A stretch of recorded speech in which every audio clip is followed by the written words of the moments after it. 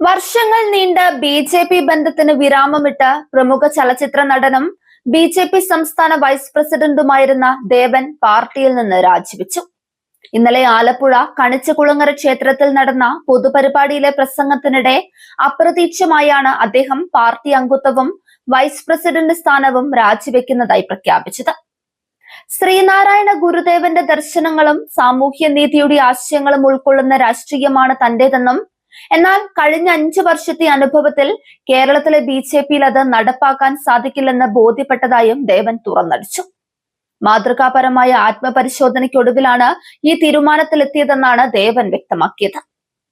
2004-ലും 2006-ലും താൻ തെരഞ്ഞെടുപ്പിൽ മത്സരിച്ച് തോറ്റെന്നും, തുടർന്ന് 2021-ൽ കേന്ദ്ര ആഭ്യന്തരമന്ത്രി അമിത്ഷായുമായി നടത്തിയ കൂടിക്കാഴ്ചയ്ക്കൊടുവിലാണ് തന്റെ രാഷ്ട്രീയ പാർട്ടിയെ ബി.ജെ.പിയിൽ ലയിപ്പിച്ചതെന്നും ദേവൻ പറയുന്നുണ്ട്. പിന്നീട് പാർട്ടിക്ക് വേണ്ടി സജീവമായി പ്രവർത്തിച്ചു. എന്നാൽ ശ്രീനാരായണ ഗുരുവിന്റെ ആദർശങ്ങളിലൂന്നിയ തന്റെ രാഷ്ട്രീയം ബി.ജെ.പിയിൽ മുന്നോട്ട് കൊണ്ടുപോകാൻ സാധിച്ചില്ല.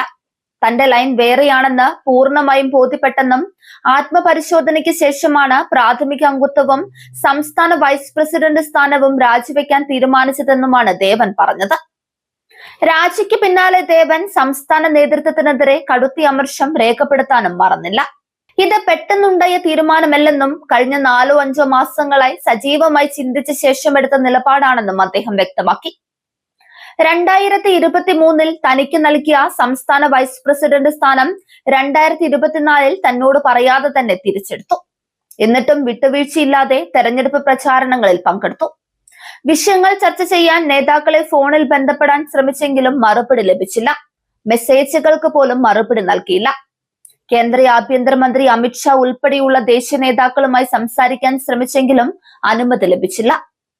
പാർട്ടി ലയന സമയത്ത് വാഗ്ദാനം ചെയ്തിരുന്ന പ്രൊപ്പഗണ്ട സെക്രട്ടറി പദവിയും നൽകിയില്ല. സ്വതന്ത്രമായി പ്രവർത്തിക്കാൻ തനിക്ക് താല്പര്യമുണ്ടായിരുന്ന പദവിയായിരുന്നു അത്.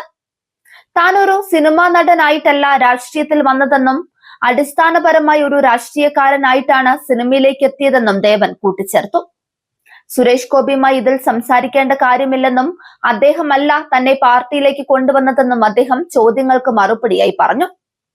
2004-ലാണ് ദേവൻ കേരള പീപ്പിൾസ് പാർട്ടി രൂപീകരിച്ച് സജീവ രാഷ്ട്രീയത്തിലേക്ക് ഇറങ്ങുന്നത്. തുടർച്ചയായ തെരഞ്ഞെടുപ്പുകളിൽ പരാജയപ്പെട്ടെങ്കിലും പാർട്ടി പ്രവർത്തനവുമായി മുന്നോട്ടു പോയി.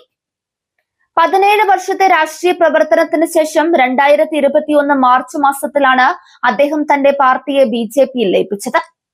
ബി.ജെ.പി. സംസ്ഥാന അധ്യക്ഷൻ നയിച്ച വിജയയാത്രയുടെ സമാപന വേദിയിൽ കേന്ദ്ര ആഭ്യന്തരമന്ത്രി അമിത്ഷായുടെ സാന്നിധ്യത്തിലായിരുന്നു ഈ ലയനം.